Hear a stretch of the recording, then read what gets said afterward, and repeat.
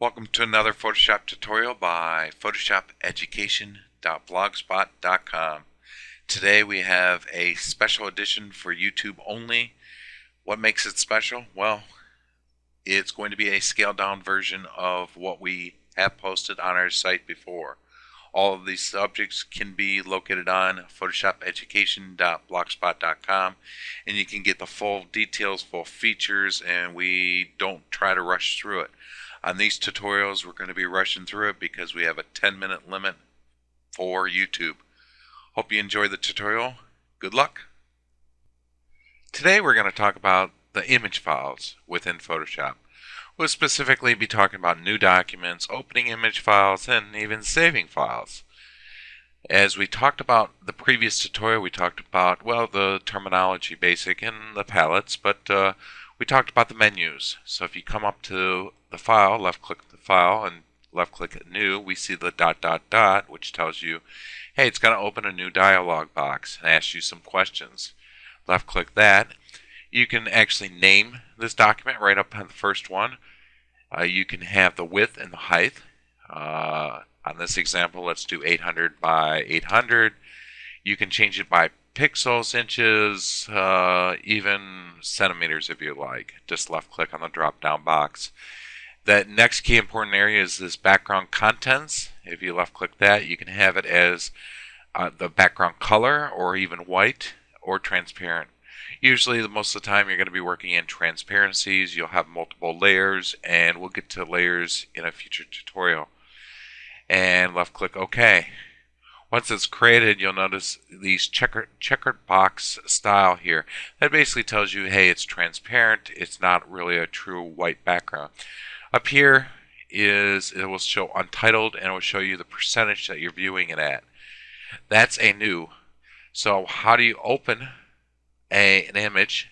Is File, do left click Open, and find your folder that you have your images in.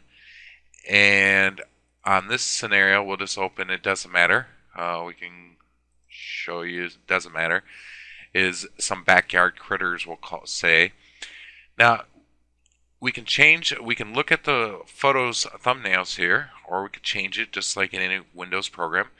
If you left click on this icon here, we can change it to details, which is actually going to show you the names of it, or thumbnails or large icons, and we'll use it as that. Let's say I wanted to open this bird 2006-01. All I got to do is left click on it, double left click to open it. It opens the image. There's easier ways to open it if you're opening multiple images. Let's say I wanted to open this picture plus this picture over here. If I hold down the control key, I am now selecting both of them. So I'm holding down the control key while hitting the left mouse. Then I come down here and just left click open.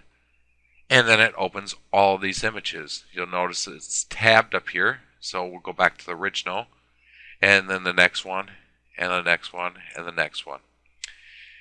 If you want to open a block of them, if you come in here and let's say I wanted this picture, now actually I want this picture all the way to this picture.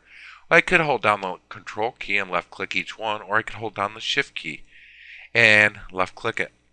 Release the left shift key, left click open. That's how you open a block of photos. The next area we want to talk about is saving files. So let's say I like this picture of these birds. I want to save it. I've added it, we'll say. Is you're going to do File, and then you're going to do Save As, or do a save. It doesn't matter. You get the same dialog box. Or do a Control S, and that will allow you to save it as a different name. Down here is Format. Standard Photoshop ends with files PSD or PDD. If you have any edits to this, or layers, or any text overlays, you'll probably want to save it as Photoshop. If you're saving it to the web, you're going to stick with either a GIF or a PNG file, or a JPEG. This one will do a JPEG, and we can say that it's Photoshop Education. Doesn't matter. We have already selected JPEG. Click Save, and then because it's a JPEG, it will ask you what new options for JPEG. Quality is the most important thing here. If you left click the where it says maximum, you can change it. It will compress it. On the right hand side will show you the preview, and it will show you the expected size. This is 320K.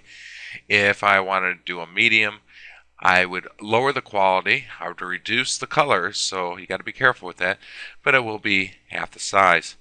One of the next tutorials that we'll be talking about is actually how to compress the files. So for now, left click maximum and left click OK. You've saved it.